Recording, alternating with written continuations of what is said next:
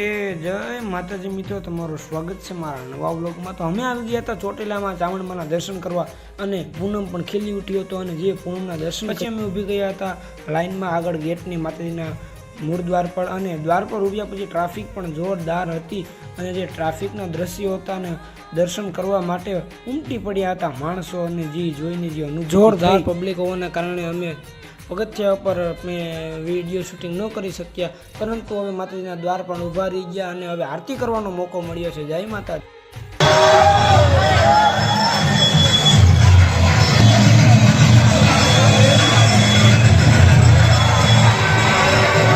પછી દાદા કાળભૈરવના દિવ્ય દર્શન કર્યા બાદ હવે અમે જવાના હતા માતાજીના મા અને ધ્વજા પાસે અને પછી હાવજી ઊભી ગયા હતા ત્રણેય બાકાજીકી બોલાવતા, એમાં કાંઈ ઘટે નહીં। પછી આપણે લઈ લીધો આખો વ્યૂ અને જે મોજ આવતી હતી ને એનો કોઈ પાર નથી, અપરંપાર મોજ આવી ગઈ ને આવો વ્યૂ ને આવી મોજ કરવી તો તમારે પૂનમમાં જ આવવું પડે, થોડી કષ્ટી પડે પણ મોજ તો આવે। જય માતાજી।